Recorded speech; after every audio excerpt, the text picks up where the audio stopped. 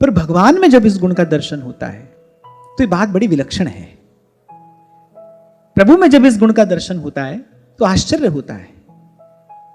सर्वेश्वर होते हुए कहां पहले ये कहा कि वो कौन है, ऐश्वर्यवान है, सब पर उनका नियंत्रण है और वो सर्वतंत्र स्वतंत्र ईश्वर हैं, काल को प्रकृति को आज्ञा देने वाले हैं, सृष्टि की रचना करने वाले जो ब्रह्मा हैं उसकी भी रचना करने वाले जो हैं, जिनका ऐश्वर्य कितना है वो स्वयं नहीं जानते, जिसे अनुभव करने वाले अनादि अनंत अछेद अभेद कहते हैं। लेकिन वो भी जब लीला करते हैं तो उनके जीवन काल में, उनके उस लीला काल में पदे पदे इस गुण का दर्शन होता है। विनय, श्रेष्ठ जनों के प्रति, गुरुजनों के प्रति विनय, जिनके सन्मुख झुकने से जीव का मंगल होता है, जिनके सन्मुख केवल मस्तक झुका लेने से पाप नष्ट होता है, जीव कल्याण भाजन होता है, ऐसे प्रभु अपने भक्तों के सन्मुख मस्तक झुका देते हैं। बात करते करते श्रीमद् भक्तवाल में वर्णित वारमुखी जी का प्रसंग मुझे स्मरण आ रहा है। संतों की सेवा का सौभाग्य मिला, सौभाग्य जगह सच्चे संत मिल गए, और सच्चे संत मिलते हैं तो विश्राम मिलता ही है।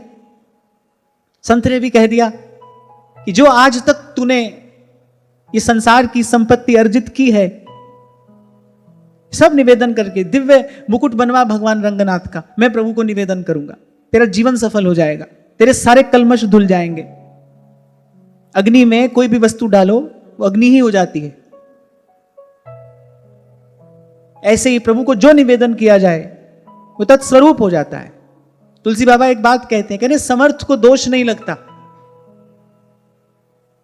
समर्थ को नहीं दोष गुसाई, रवि पावक सुरसरी की नाई। जैसे गंगा को पाप नहीं लगता, अग्नि कभी मैली नहीं होती, सूर्य में कभी दोष नहीं आता, समर्थ को दोष नहीं लगता, समर्थ को नहीं दोष गुसाई, रवि पावक सुरसरी की नाई। और फिर यहां जिनकी हम चर्चा कर रहे हैं वो तो भगवान हैं।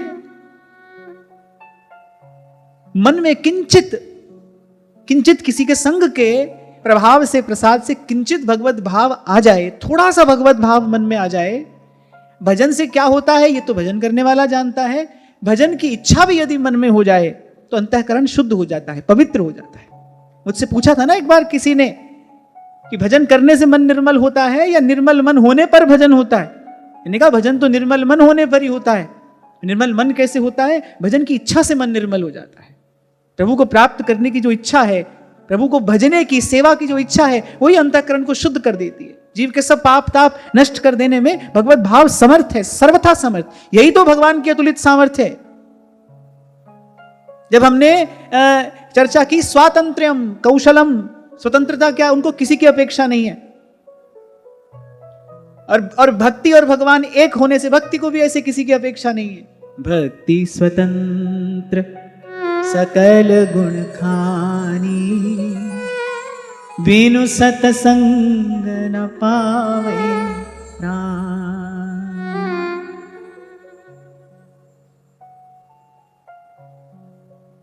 संत ने कहा कि बनवा तू मुकुट, मैं प्रभु के चरणों में निवेदन कर दूंगा, तेरे सारे कलमश धुल जाएंगे। तेरी सेवा स्वीकार करते ही तू सब प्रकार के पाप ताप से मुक्त हो जाएगी, निर्मल हो जाएगी। और देखो कैसे प्रभु ने मुकुट स्वीकार किया।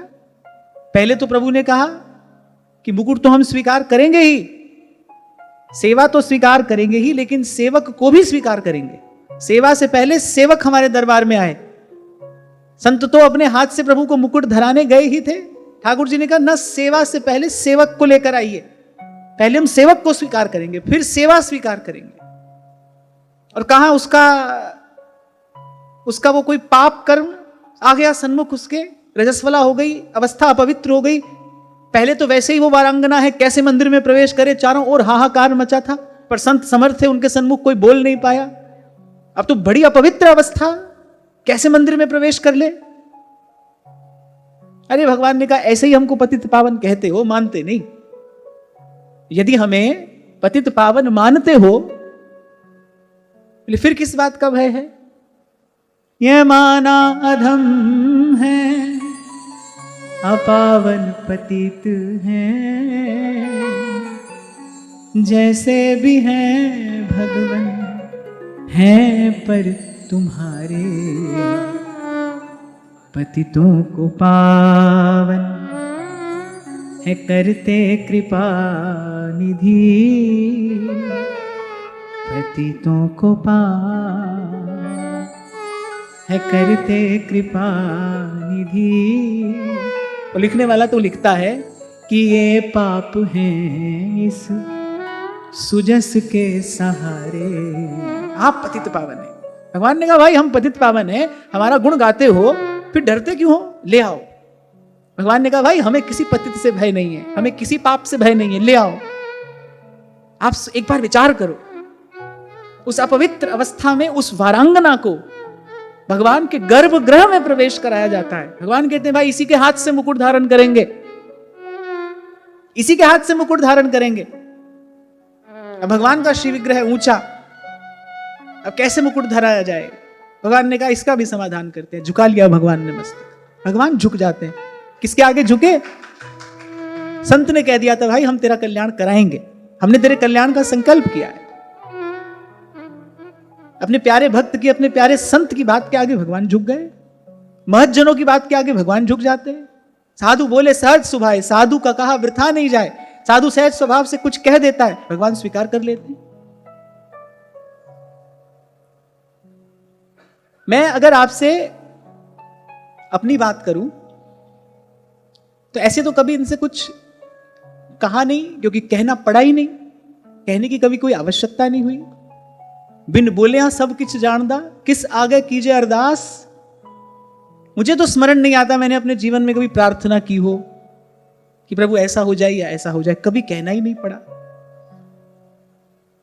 और एक और बात मैं आपको बताऊं, हृदय के सूक्ष्म से सूक्ष्म भाव को पढ़कर प्रभु उसको पूर्ण करते हैं। आज करें कल करें, जब उनकी इच्छा हो तब करते हैं, जब उचित समय उचित काल देखते हैं प्रभु तब पूरा करते हैं। लेकिन मन का कोई भाव अपूर्ण नहीं छोड़ते प्रभु, अधूरा नहीं छोड़ते।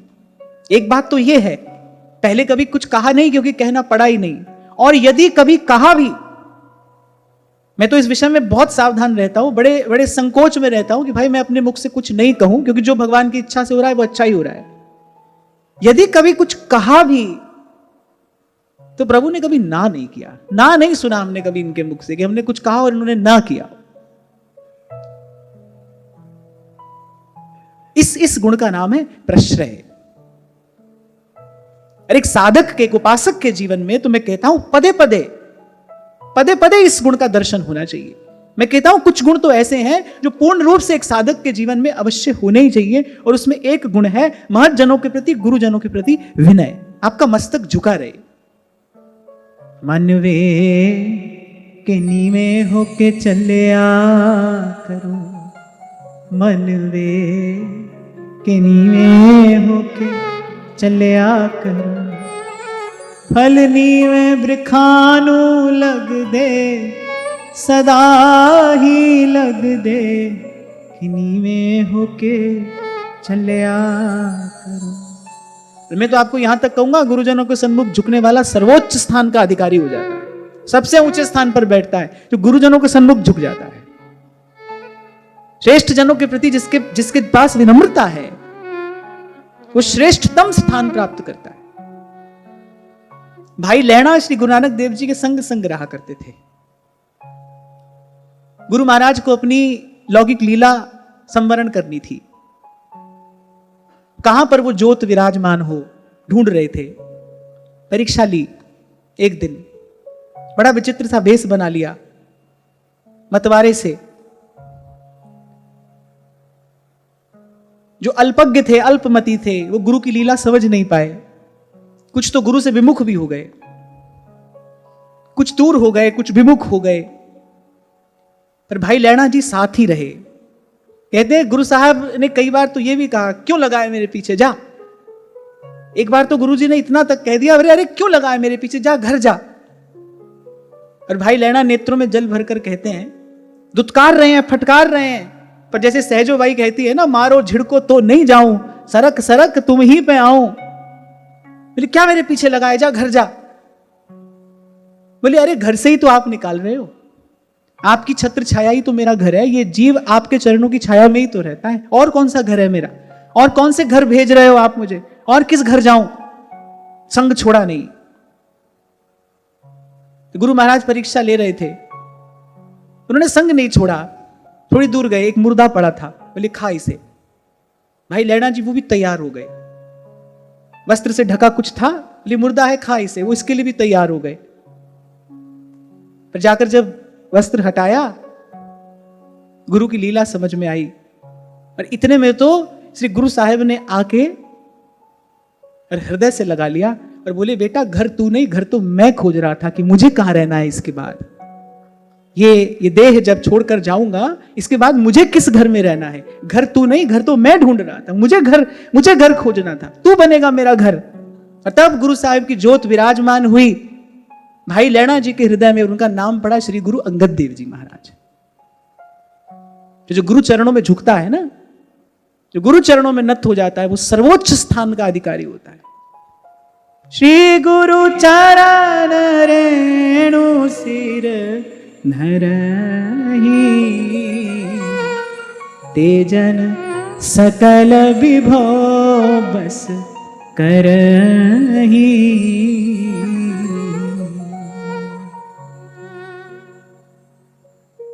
और जब मैं ये कहूं कि गुरुजनों के प्रति विनम्रता बनी रहे, तो ऐसा नहीं कि जब गुरु सन्मुख है बस तभी सिर झुकाकर खड़े रहना, इसी का नाम विनम्रता है ना।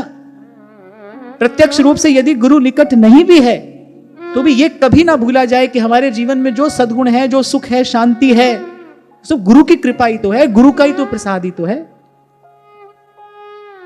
माने प्रयास करके अपने आप को दूर रखे मिथ्याभिमान से, सत्कर्म करे, सबकी सेवा करे, लेकिन उसके बदले में कोई प्रशस्ति, कोई प्रशंसा स्वीकार न करे, उसके बदले में कोई प्रशस्ति, कोई प्रशंसा स्वीकार न करे। 2-4 बरस पहले ऐसे ही 3 साल हो गए शायद, हमारे पास भी ऐसे किसी का संदेश आया, बोले कि अब की वर्ष हमको आपको पुरस्कार देना है, आप बहुत सुंदर कथा कहते हैं, आप बहुत सुंदर चर्चा करते हैं, सत्संग की बड़ी सुंदर आप सेवा कर रहे हैं, इसके लिए हमको पुरस्कार देना है। मैंने कहा भाई हम सेवा कर रहे हैं और सेवा पुरस्कार के लिए नहीं की जाती है, सेवा पुरस्कार के लिए नहीं की जाती है, सेवा किसी पर उपकार नहीं है, सेवा तो एक विनम्र निवेदन है। और मैं तो सदा ही एक बात कहता हूं, आपसे भी कहता हूं, अपने आप से भी कहता हूं, एक क्षण के लिए भी भूलू नहीं कि कभी मन में यह भाव नहीं आना चाहिए कि सेवा का फल क्या मिलेगा, ये सेवा ही फल है। हमारे तो जन्म जन्म के सुकृत पूर्ण हुए तो ये सेवा हमको प्रसाद स्वरूप मिली, अब इस सेवा का क्या फल होगा, सेवा ही तो फल है। समरथ को नहीं दोष गुसाई।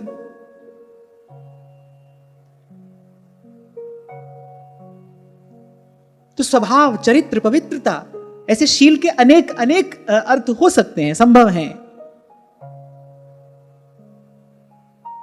पर जो अभिदार्थ है शील का, वो ये पवित्र आचरण की पवित्रता, जिसकी प्रकृति पवित्र है, माने जिसके मन की गति सहज ही शुभ में होती है, पवित्र में होती है, जिसका मन सहज ही कभी अपवित्र की ओर नहीं जाता। कभी कभी आपसे मैं कहता हूं ना कि थोड़ी देर के लिए छोड़ो अपने मन को, देखो मन की सहज गति कहां है, वही आपकी वास्तविक स्थिति है। मन की सहज गति कहां है? जब आप मन को कुछ समझा नहीं रहे, आप मन को कुछ बता नहीं रहे, आप जब भी नहीं कर रहे, आप कोई विचार चिंतन भी नहीं कर रहे, आप केवल दृष्टा बन के अपने मन को देख रहे हैं, उस समय देखो कि मन सहज में कहां जाता है, विषय में जाता है, व्यवहार में जाता है, विकार में जाता है, या भजन में जाता है। हम कहां खड़े हैं, हमारी चेतना की स्थिति वस्तुतः कहां है, ये यहीं से पता चलता है। दृष्टा बन के थोड़ी देर के लिए देखो मन सहज में कहां जा रहा है, किसका विचार कर रहा है, किसका चिंतन कर रहा है, किसको देख रहा है। तो जिसकी सहज गति शुभ में है, पवित्र में है, और सारी शुभता, सारी पवित्रता भगवान में ही तो रहती है। जैसे ही ये शरीर भगवत संबंध से वंचित होता है, जैसे ही प्राण चले जाते हैं, ऐसे ये शरीर अपवित्र हो जाता है। बड़े बड़े यज्ञ, बड़े बड़े साधन, बड़े बड़े अनुष्ठान करने वाला ये शरीर छूने योग्य भी नहीं रहता। जैसे ही भगवत संबंध विच्छेद होता है, जैसे वो तार टूटता है, फिर शरीर अपवित्र हो जाता है। तो सारी पवित्रता जो है वो भगवत संबंध से ही तो है। पवित्रता भगवान में ही तो रहती है। पवित्रता का आश्रय भगवान है। शुभ मंगल कल्याण प्रद जो भी है उसका आश्रय भगवान है। और आपके मेरे विषय में, आपके मेरे संबंध में जब इस गुण की चर्चा हम करें तो अर्थात पवित्र आचरण, शील निधान है भगवान। तुलसी कहूं न राम से साहिब सील निधान। पवित्र आचरण, पवित्र चिंतन, पवित्र व्यवहार, पवित्र गति, पवित्र मति, पवित्र रति। संसार में जब रति होती है तो वो अपवित्र रति है, उसमें असुचिता है, उसमें अमंगल है। संसार में जब आप किसी में आसक्त होते हैं, आप भले उसको प्रेम कहते हो, प्रीति कहते हो, रति कहते हो, जो भी कहते हो, लेकिन वो अपवित्र है, उसमें असुचिता है। इससे अंत में जीव क्लेश का ही भाजन होता है। दुख ही उठाना तो पड़ता है, संताप ही तो झेलना पड़ता है, कष्ट ही तो पाता है जीव। क्यों? क्योंकि उसका जो विषय है ना वो अपवित्र है। तो जिसकी वृत्ति, प्रवृत्ति, प्रकृति, जिसका व्यवहार, जिसका चिंतन, जिसका विचार, जिसकी गति, मति, रति पवित्र है, वो शील है। और भगवान शील निधान है, सदा सर्वदा पवित्र ही है। उनकी पवित्रता ही सबको अपनी ओर आकर्षित करती है। पवित्र को देखते ही मन शांत होता है। ध्यान रखना, गंगा किनारे जाके बैठ जाओ, भले आप स्नान नहीं करो, आप गंगा किनारे जाकर बैठ जाओ थोड़ी देर के लिए, 2-4 गहरी सांस लोगे, आपको देखोगे मन शांत होने लगा है। गंगा जी के सानिध्य का यह फल है। पवित्रता का दर्शन करते ही, संत का दर्शन करते ही होता है ना भगवान का स्मरण। दर्शन की जय साधु का साहिब आवे याद, साहिब आवे याद। सच्चे संत की शरण में बैठ मिले विश्राम।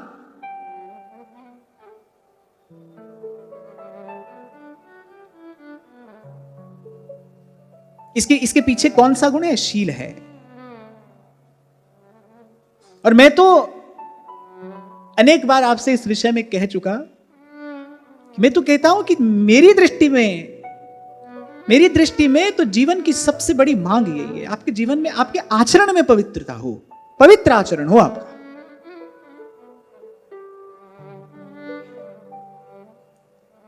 जब तब कम हो अधिक हो, आचरण पवित्र हो।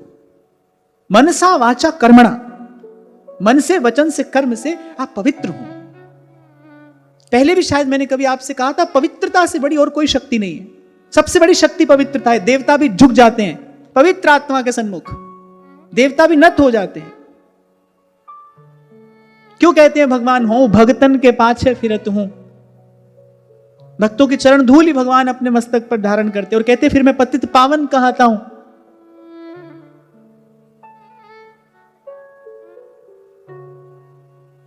पवित्र का एक अर्थ निर्मल भी होता है ना। और कबीर कह रहे हैं, कबीरा मन निर्मल भया जैसे गंगा नीर, पीछे पीछे हरि फिरे कहें कबीर कबीर। ये मांस की जिह्वा ऐसे तो पवित्र हो नहीं सकती, वस्तु की दृष्टि से तो ये अपवित्र है। भगवान नाम जप के इसको पवित्र किया जाता है। ये हाड़ मांस का, मल मूत्र का जो पिंड है, ये किसी भी प्रकार से पवित्र नहीं है। भगवत भजन का भाव धारण करके इसको पवित्र किया जाता है। भक्त भगवंत की, गौ ब्राह्मण की सेवा करके इसको पवित्र किया जाता है। सर्व के प्रति सद्भाव रख के मन को पवित्र किया जाता है। भगवान का नाम, भगवान की लीला, भगवान की कथा, भगवान का गुण गा के अपनी वाणी को पवित्र किया जाता है। इस प्रकार अपने जीवन में इस शील नामक गुण का आधान किया जाता है, इसकी प्रतिष्ठा की जाती है। पर भगवान के जैसा शील तो भाई कहीं देखने को नहीं मिलेगा। इसीलिए गोस्वामी जी ने उदाहरण दिया, प्रभु तर उतर और कपि डार पर। गोस्वामी जी बड़े आश्चर्य में पड़ गए, बोले देखो सर्व समर्थ होते हुए भी कैसी दया, कैसी करुणा, कैसी विनम्रता, कैसा शील है प्रभु का। शील में अर्थात एक प्रकार की शांति भी है, एक प्रकार की गंभीरता, शांति। कैसा प्रभु का स्वभाव है, कैसा प्रभु का दर्शन हो रहा है। बोले सब बंदर भालू प्रभु के मस्तक के ऊपर पांव लटका कर बैठे। भगवान के विग्रह की ओर पांव हो जाए तो भी अपराध होता है। और वो प्रभु नीचे बैठे हैं, पहले तो ऊपर बैठे हैं, पहले तो बैठे भगवान से ऊपर हैं, प्रभु नीचे हैं वो ऊपर हैं। तभी कहा प्रभु तर उतर और कपि डार पर, पहले तो ऊपर बैठे हैं। अब कोई पद्मासन लगाकर तो बैठे नहीं होंगे बंदर भालू, अगर इस बात की आप भावना करो तो आसन लगाकर तो बैठे नहीं होंगे, डाल पर बैठे होंगे, पांव लटका कर ही बैठे होंगे। हमारे एक महात्मा तो कहा करते थे, बोले अरे खाली बैठे ही थोड़ी रहते होंगे और जाने क्या क्या करते होंगे।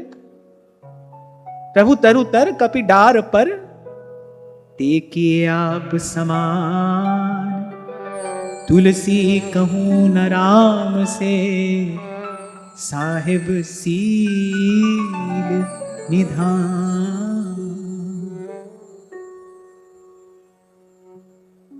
शील निधान, और शीलवान का ही शील निधान से संबंध हो सकता है, ध्यान रखना। जैसे दीन पर दया करने वाला ही दीनानाथ के भजन का अधिकारी है। कबीर जी ने कहा ना, दीना न देख घिनात जय नहीं दीन सो काम, कहा जानी के ले तो हैं दीन बंधु को नाम। दीन बंधु का भजन करना है तो भाई पीर पराई जाने रे, दीन बंधु का भजन करना है तो दाया राख धर्म को पाले, घर में रहे उदासी, अपना सा जीव सबको जाने, सहज मिले अविनाशी। ऐसे ही शील निधान का भजन करना है, शील निधान से संबंध बनाना है, तो भाई आपके जीवन में भी, आपके जीवन में, आपके आचरण में भी ये शील हो, ये आचरण पवित्र हो। और मैंने आपको निवेदन किया कि कैसे मन पवित्र हो, कैसे तन पवित्र हो, और कैसे हमारा कर्म पवित्र हो। मनसा वाचा कर्मणा पवित्रता कैसे आए जीवन में। एक बात और मैं यहां कहता हुआ आगे चलूंगा, सब हो जाएगा, आप प्रभु से प्रार्थना करो, वो भी प्रभु सुनेंगे, आपके मनोरथ भी पूरे कर देंगे, लेकिन प्रभु से संबंध शीलवान का ही होगा, इसके जीवन में शील होगा। पातिव्रत, पवित्र, पवित्र व्रत, पातिव्रत, अनन्य टेक। शील का बड़ा विस्तृत, बड़ा उदार अर्थ है, हो सकता है, क्योंकि जब हम स्वभाव कहते हैं तो स्वभाव का बड़ा विस्तृत अर्थ है। ये सारे गुण शील में समाहित हो सकते हैं। एक प्रकार से मैं अपने मत से ये बात कह रहा हूं, अपने विचार से। मुझे तो ऐसा लगता है कि जैसे शील में सारे ही गुण समाहित हो जाते हैं, सब गुण आ जाते हैं शील में, क्योंकि जब पवित्र आचरण आ गया तो सभी गुण तो आ गए। और हम अगर अपने जीवन में देखें ना, तो हम देखेंगे भाई कि यहीं पर हमसे चूक हो जाती है, आचरण पवित्र नहीं है, हमारा आचरण पवित्र नहीं है, जीवन में सदाचार नहीं है। हजार बार मैं आपसे कहता आया, कहता रहूंगा कि धर्म जीवन में उतरेगा ही तब जब आपके जीवन में सदाचार होगा। सदाचार की शक्ति चाहिए धर्म को धारण करने के लिए। धर्म बड़ी बड़ी भारी वस्तु है, धर्म में गौरव है, धर्म गुरु वस्तु है। उसको उठाने के लिए, उसको जीवन में धारण करने के लिए शक्ति चाहिए। वो शक्ति कहां से आएगी? सदाचार से आएगी। वो शक्ति हलवा पूड़ी खाने से नहीं आएगी, घी मक्खन खाने से नहीं आएगी, वो शक्ति आएगी पवित्र आचरण से। सत्व गुण बढ़ेगा जब आपका मन विषय का चिंतन छोड़ेगा, स्वार्थ का चिंतन छोड़ेगा, तब जीवन में वो शक्ति आएगी, धीरे धीरे आएगी, धीरे धीरे उसका विकास होगा। इसीलिए शील के बाद अगला गुण कह रहे हैं सह।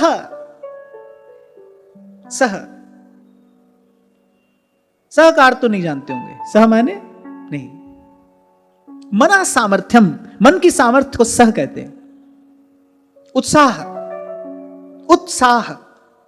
सह शब्द से ही उत्साह बना है। उत्तम वस्तु प्राप्त करने के लिए जब आप उस सामर्थ्य का निवेश करते हैं तब उसे उत्साह कहते हैं। उत माने ऊंचा, उत्थान, उत्सव, उत्साह। मूल में शब्द है सह माने मन की सामर्थ्य।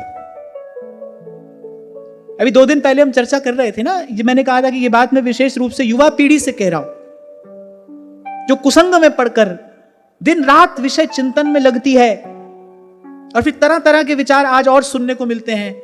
डॉक्टर अपनी बात कहते हैं, पश्चिम से जो चिंतन आ रहा है वो अपनी बात कहता है। वो कहता है नहीं इससे कोई दुर्बलता नहीं आती, इससे कोई दुर्बलता नहीं आती, ये तो बड़ी प्राकृतिक प्रक्रिया है। मैंने कहने का तात्पर्य क्या है, क्या अर्थ है कि लग जाओ इसमें, कूद जाओ इसमें। और खो दो अपना सारा ओज तेज, अपनी सारी शक्ति सामर्थ्य, और ऐसे कुकर सूकर की भांति अपना जीवन नष्ट करके समाप्त हो जाओ। यही तात्पर्य है आपका। अरे हमारे ऋषि मुनियों ने जो कहा ना, वो किस लिए कहा? ताकि जीवन में संयम आए। संयम आएगा तो सदाचार सधेगा, बिना संयम के कैसे कोई सदाचारी होगा? तब मैंने आपसे कहा था, यदि कोई बहुत अधिक शरीर के भोग में प्रवृत्त होगा, हो सकता है थोड़े समय के लिए उसको अपना शरीर दुर्बल होता ना दिखाई पड़े, लेकिन शरीर के भोग में प्रवृत्त होने से ये जो मन का उत्साह है ये समाप्त हो जाता है, मन की सामर्थ्य चली जाती है, और फिर मन के हारे हार है और मन के जीते जीत। जिसका मन हार गया, उसके शरीर में कितना भी बल क्यों ना हो, इसका मन हार गया वो तो हारा ही है। हमारे श्री गोपालाचार्य जी महाराज तो ये भी कहा करते थे, बोले बल तो वस्तुतः मन में ही होता है। मन का जो मन की सामर्थ्य है, बोले उसी को बल कहना चाहिए। बोले शरीर में तो बल बन के बैठा हुआ है। किसी ने कहा, बोले महाराज जी आप कैसे कह रहे हैं? उन्होंने कहा, बोले शरीर में तो जो मल है ना, वही बल बन के बैठा हुआ, उसी का ही तो बल है। तो किसी ने कहा, बोले ये बात आप कैसे कह रहे हैं? बोले किसी दिन दस्त हो जाए, 2-4 बार जाना पड़े, तो कैसे आदमी ने ढाल होकर बिस्तर पर पड़ जाता, हाय मारे गए, है ना, उठने की भी हिम्मत नहीं रहती, क्या चला गया। इस बात को समझना चाहिए। बोले मल का ही तो बल है, तो शरीर के बल को बल नहीं कहा है महापुरुषों ने। मन का जो बल है, जो उत्साह है, और जो कोई शरीर का भोग भोगेगा और अत्यधिक भोग में प्रवृत्त होगा, शरीर की शक्ति वो किसी प्रकार से बनाए भी रख ले, मान लिया जाए कि थोड़ी देर के लिए शरीर की शक्ति बनी है, लेकिन मन का बल अवश्य समाप्त होता है, मन अवश्य उत्साहहीन हो जाता है, मन की सामर्थ्य समाप्त हो जाती है। और कैसे 2 सूखी रोटी खाने वाले महात्मा कैसे जंगलों में बेधड़क रहकर भगवान का भजन करते, क्या शक्ति है उनके पास, कौन सा बल है? मन का उत्साह है उनके पास, मनोबल। आज तो आप जो दृश्य देखते हैं ना मदन टेर पे, अब तो बहुत सुंदर व्यवस्था चारों ओर से हो गई। आज से 20 वर्ष पहले जब हम आए, सामने की दीवार तक भी नहीं थी। एक प्रकार से उस तरफ बहुत आगे तक जंगल ही था, बाबा अकेला रहा करता था। हम बाबा से पूछते थे, अब शरीर की दृष्टि से भी देखो तो बड़ा दुबला पतला है गोपाल बाबा, पर 8-10 भी आ जाएं तो बाबा अकेला भिड़ जाएगा, आज भी भिड़ जाएगा। क्या है? मन का बल है, मन से निर्भय है। और ये बल कहां से आता है? ये बल आता है संयम से, ये बल आता है सदाचार से, ये शक्ति आती है सदाचार से। बड़े से बड़ी प्रतिकूलता आपकी प्रसन्नता ना छीन पाए, आपके मुख की मुस्कान न चली जाए कहीं, बड़ी से बड़ी प्रतिकूलता के सन्मुख भी आप अपराजय खड़े हैं। ये है मन का बल, इसे कहते हैं उत्साह। ये गुण भगवान में रहता है, और फिर जब कोई भगवान की भक्ति करता है फिर उसमें अवतरित होता है ये गुण। अब देखने को तो स्त्री शरीर है मीरा जी का, और कहां उस समय बड़े बड़े ड्योढ़ीदार शस्त्र लेकर खड़े थे, वो भी उस भूखे नार को देखकर घबरा गए, भाग गए। और मीरा जी निर्भय हैं। क्या है उनके पास? कोई अस्त्र नहीं है, शस्त्र नहीं है, कोई तंत्र मंत्र भी नहीं है, कोई टोना टोटका भी नहीं है, कुछ भी तो नहीं है। एक बार राणा विक्रमादित्य ने यही कहा, जब कई प्रयास उनके विफल हो गए तो बोले अवश्य कोई टोना टोटका जानती हैं ये, कुछ भी तो नहीं है। क्या है? हरि की भक्ति का बल तो है, पवित्र आचरण ही तो है। मीरा जी का शील मीरा का बल है। इसीलिए मैंने कहा शील के सन्मुख तो देवता भी नत होते हैं।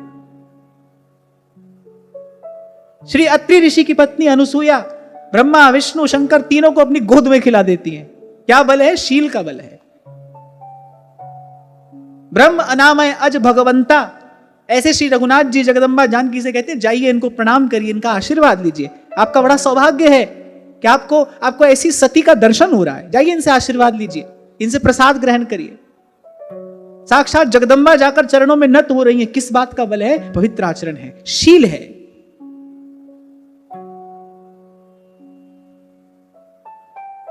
महाप्रभु ने थोड़ा सा संकेत किया, पर धन परतीय बंचु। इसी पद में ताते भैया मेरी सौ कृष्ण गुण संचु, और फिर कहा पर धन परतीय बंचु। देखना किसी पर कुदृष्टि तो नहीं है, किसी की वस्तु पर, किसी के व्यक्तित्व पर, आपकी बाप की बुरी दृष्टि तो नहीं है? कर रहे हो, हाथ में माला घुमा रहे हो, सब कर रहे हो, लेकिन आचरण पवित्र नहीं है, तो ध्यान रखना कि कहीं पीछे जाओ नहीं जाओ, पर आगे नहीं बढ़ोगे। जहां हो आप वहीं हो, गति नहीं होगी। सदगति तो आगे का विषय है, गति ही नहीं होगी, जीवन की गति कुंठित हो जाती है इससे।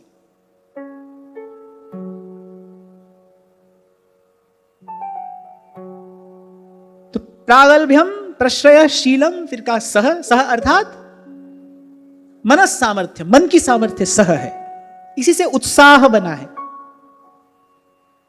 और फिर कहा ओजह, ओज सुना तो है, ओज तेज है ना, मुझसे ही बहुत बार सुना होगा। किसे कहते हैं? ओज। और ओज के आगे कहा बल, ओज बल, किसे कहते हैं? ओज।